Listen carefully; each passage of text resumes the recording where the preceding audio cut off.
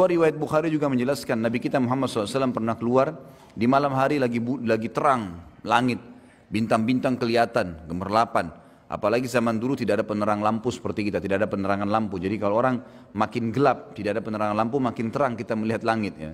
Kelihatan bintang-bintang gemerlapan, kata Nabi SAW, apakah kalian lihat bintang-bintang itu? Kata mereka para sahabat, tentu ya Rasulullah, jelas sekali, terang. Kata Nabi SAW, demi zat yang ubun-ubunku dalam genggamannya, demi Allah, nanti kalian di istana, kalian di surga akan melihat istana-istana di atas kalian, derajat di atasnya, seperti kalian lihat dari bumi sekarang bintang-bintang itu. Jauh sekali, cuma bisa lihat cahayanya. Lalu mereka pun berkata, ya Rasulullah, apakah itu duduknya, tempatnya ahli surga, tempatnya para nabi-nabi? Kata Nabi SAW, bukan. Itu adalah tempat orang-orang soleh dari umatku. Perbedaan derajat di antara mereka. Jadi sangat luar biasa. Oleh karena itu teman-teman sekalian, jangan mulai sekarang, mulai detik ini, ubah sebuah pola hidup yang selalu ada pada diri kita. Seperti misal, banyak orang di antara kita banyak buang-buang waktu kosong. Waktu kosong. Pada saat lagi waktu kosong, kemana kebanyakan orang? Ke pasar, ke mall, habisin waktu. Berjam-jam habisin waktu di situ. Di mall teman-teman sekalian, di dalam sebuah hadis Bukhari dikatakan syaitan menancapkan bendera perangnya di mall, di pasar. Itu tempatnya. Dan kata Nabi SAW, makin tanda-tanda hari kiamat adalah banyaknya pasar bersebelahan. Banyak. Antum bukan tidak boleh masuk pasar, boleh masuk pasar. Tapi bukan program hidup. Jangan begitu weekend lagi libur, Sabtu Ahad, antum masukkan habisin waktu di sana. Teman-teman sekalian, coba renungi apa yang saya bilang ini. Mudah-mudahan kita bisa ambil pelajaran dari situ. Kalau weekend pun kita lagi tidak bisa, kita lagi liburan, Sabtu Ahad misalnya, kita lagi ada waktu lowong, gunakan, coba ubah sekarang pola pikirnya. Hiburan itu bukan mall, hiburan itu bukan pantai, hiburan itu bukan kolam renang. Hiburan itu bukan jalan menghabiskan waktu ke sana sini, buang-buang waktu. Tapi hiburan itu teman-teman sekalian adalah majelis ilmu. Hiburan yang sebenarnya adalah masjid. Hiburan sebenarnya pergi ke rumah anak yatim. Coba begini, teman-teman yang punya anak kecil, coba praktekin deh. Yang selama ini kita tanamkan pada jiwa anak-anak kita kebanyakan adalah habisin waktu pada saat liburan sekolah di mall, di kolam renang. Kadang-kadang bahkan ada di pintu-pintu kolam renang, kita temukan ikhwah yang berjenggot, akhwatnya pakai jilbab besar, ngantar anaknya ke dalam kolam renang. Di dalam satu kolam renang semuanya telanjang. Kalau azabnya Allah turun, kena nggak dia? Dan yang paling masalah adalah bagaimana kita menanamkan pendidikan itu pada anak-anak. Dia akan tertanam di benaknya, oh kalau saya liburan kolam renang, oh kalau saya liburan ke mall. Daripada antum habisin uang 1 juta 2 juta, banyak orang begitu saya temukan, habisin sudah hanya mainin anak-anaknya, mainan putar-putar, ngeng-ngeng ribut. Sebentar naik ayah mau ini, ibu mau ini, gonta-ganti itu, habis percuma. Coba pakai pola ini. Uang yang 1 juta yang antum gunakan untuk habisin waktu tamasya, coba beli beras setengah kilo, bungkusin, bawa anak-anak di mobil, di kendaraan antum lalu bilang, nak, ayah sama ibu mau bawa kamu ke tempat yang paling menyenangkan. Apa itu ayah? Apa itu bu? Mall? Nanti lihat aja sendiri. Bawa ke panti asuhan. Begitu masuk parkir panti asuhan, mereka akan tanya, apa ini? Nanti kamu akan tahu nak, turun, jangan buru-buru. Masuk sampaikan kepada ketua panti asuhan, saya lagi bawa bantuan buat anak-anak yatim di sini dan saya mau didik anak saya supaya membagikan makanan kepada mereka. Tolong dikumpulin semua, kumpulin. Kemudian bilang, nak, tunjuk. Ini anak-anak yatim sekarang. Yatim itu artinya tidak ada ayahnya. Lihat bagaimana ngumpul mereka di satu tempat seperti ini, makanan pun mereka makan rame-rame, mereka tidak bisa minta lebih kalau sudah habis. Orang tuanya nggak ada. Kalian sekarang masih punya ayah, masih punya ibu. Ada pengen makanan tinggal buka kulkas, tinggal minta. Ini lihat orang-orang susah sekarang. Lalu kemudian ini ayah dan ibu sudah siapin bagian-bagian ini, paket, kalian yang bagiin, suruh bagiin. Bagiin ke anak-anak yatim itu, biar mereka bagi ke anak-anak yatim itu. Kemudian suruh anak-anak yatim itu cerita, bagaimana rasanya tidak punya ayah, bagaimana rasanya tidak punya ibu. Dengan bahasa mereka, anak yatim kepada anak-anak kita. Saya jamin teman-teman sekalian, setelah pulang dari situ anak antum jadi orang baik sampai mati. Karena program hidupnya sekarang adalah bantu orang susah. Ada teman saya sampai sekarang subhanallah dia jalankan setiap minggu. Setiap minggu begitu anaknya sudah libur Sabtu Ahad, masuk ke pelosok-pelosok Jawa Tengah, Jawa Barat, Jawa Tengah, sampai ke Jawa Timur. Naik mobil, sekeluarga, dia, istrinya sama anak-anaknya saja. Bawa paket beras, gula, setiap minggu. Penuh mobilnya di belakang. Dan dia bilang subhanallah, dia bilang sama karena teman dekat saya. Dia bilang subhanallah, semenjak saya lakukan program ini nggak pernah susah rezeki saya. Ada saja datang. Saya masuk terus saya bawa bagi-bagiin suruh anak-anak saya di foto-foto sama dia. Ada orang yang rumahnya sudah mau rubuh, ada orang anak tidak bisa sekolah karena nggak ada baju sekolahnya, ada yang nggak ada sepatunya dan seterusnya. Akhirnya jadi sebuah program hidup. Anak-anaknya sekarang setiap kali mau tiba hari Sabtu, mereka sudah bilang, ayah tolong beliin duit, kasih duit beliin pensil, beliin pulpen. Ditanya untuk apa nak? Untuk kasih teman-teman saya di kampung yang kita mau datangin. Setiap minggu dia pindah-pindah kampung tuh. Didata sama dia sampai dia punya data ribuan orang miskin, orang muslim yang tidak ada pernah orang datang bawa bantuan ke sana. Dan anak-anaknya dari kecil sudah dilatih seperti itu. Sekarang anak-anaknya sudah mulai ada yang balik. Program hidupnya adalah kalau susah, kalau liburan pasti ke tempat-tempat ini, tempat-tempat seperti ini. Kira-kira mana yang lebih bermanfaat teman-teman sekalian? Dibawa ke panti asuhan yang mungkin orang anggap remeh seperti tadi, dengan antum bawa ke mall yang habisin waktu. Bayangkan mall itu selama antum di sana 5 jam musik terus, non-stop, dan musik haram. Yang kedua, berapa banyak orang yang terbuka auratnya? Nah, 1-2 orang saja antum wajib pungkiri, apalagi kalau 100 orang yang kita lewatin. Belum transaksi yang ada di sana, transaksi ribawi. Berapa banyak transaksi ribawi? Bukankah banyak di sana transaksi ribawi? Banyak, bank-bank sewa tempat ribawi ada, transaksi ribawi. Ada transaksi zina. Karaoke-karaokean itu siapa yang bilang bukan zina? Jelas-jelas gelap, dia makan nyanyi tapi ditemani sama lawan jenisnya.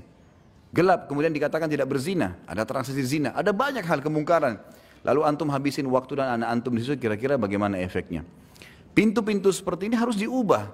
Kalau antum mau istiqamah di jalan Allah, mudah kita tersentuh kalau mendengarkan masalah surga, mau mengajak akhirat sebagai target. Memang urusan dunia harus diperkecil nih. Harus dipersempit memang, nggak bisa enggak. Kalau enggak jadi masalah. Jadi masalah. Jadi banyak sekali begitu. Habis kalau liburan anak sekolah itu luar biasa. Sampai pernah ada ikhwah-ikhwat yang dulu sama saya, Ustadz kita kalau liburan sekolah nggak tahu harus kemana. Akhirnya saya pun bawa anak saya ke pantai, bawa ke kolam renang, bawa ke sini, habis waktu. Terus saya kasih pemikiran, kenapa nggak dibawa ke panti asuhan? Kenapa nggak dibawa ke majelis ilmu? Kenapa di benak kita selalu majelis ilmu seperti ini hanya untuk orang tua? Kenapa nggak ditanamkan buat anak-anak? Sebagaimana kita bisa rasakan nyaman ilmu ada, kenapa nggak dibawa anak-anak biar dengar? Misal contoh, kan gitu. Kita ubah sekarang persepsi untuk itu, karena memang kalau mau jadi ahli surga seperti itu teman-teman sekalian. Emang harus betul-betul menyempitkan urusan yang bisa membuat kita lalai dari surga. Bahkan bahaya dekat dengan neraka. Contoh saja program sederhana. Saya kadang-kadang kalau ke masjid saya bawa anak-anak saya. Kadang-kadang anak perempuan saya pun ikut. Pada saat masuk masjid ada celengan, saya kasih duit. Ini nak, masukin ke sana. Mereka kasih, untuk apa abati? Dipanggil saya abati. Abati itu ayah sayang gitu. Saya bilang taruh dulu, masukin. Mereka masukin. Begitu mereka kembali, saya bilang ini masjid, nak, rumahnya Allah. Itu kotak amal untuk kegiatan masjid. Biasakan kalian menyumbang. Masih kecil, 2 tahun, 3 tahun, 4 tahun, 5 tahun, anak-anak saya alhamdulillah, maka ikut. Akhirnya mereka bicara sama saya. Kalau masuk masjid, abati minta duitnya mau kasih celengan. Baik ini, kasih. Kalau lagi jalan, ada orang miskin lewat. Saya panggil. Lalu saya bilang sama mereka, orang itu mendekat mobil dikasih, ini kasih. Atau saya kasih mereka uang, ini uang, buka jendela kalian kasih dari sana. Kok dikasih tadi orang itu? Lihat orang itu bajunya, lihat susahnya hidup mereka. Kalau kita membantu orang susah, maka kita akan mendapatkan karunia Allah. Kata Nabi SAW, sesungguhnya kalian diberikan rezeki justru karena orang-orang susah di antara kalian. Maka setiap saya naik mobil, kalau anak-anak saya lihat orang susah, mereka tunjuk, itu abati orang susah tuh. Tunjuk, itu orang susah, itu orang susah. Berhenti, baik kasih sumbangan. Jadi tertanam dalam benak mereka itu. Kalau saya telepon lagi keluar, kemudian saya telepon tanya kabar mereka, yang saya tanya sudah sholat atau belum nak? Pertanyaan yang penting, sholat dulu, bukan sudah makan atau belum. Sudah sholat belum nak? Keluar jangan lupa tutup aurat. Hari ini sudah hafal surah apa nak? Oh surah ini abadi, baik abadi mau dengar, coba baca deh. Baca mereka semangat karena orang tuanya selalu tanya. Jadi itu yang kita hidupkan dalam suasana mereka. Kalau ini antum sedang mencetak kader-kader Rabbani. Ini yang dekat dengan Allah SWT dan ini menjadi aset amal jariah. Daripada kita buang-buang waktu, kita sendiri buang waktu, anak istri juga buang waktu, nggak ada gunanya. Nggak ada manfaatnya.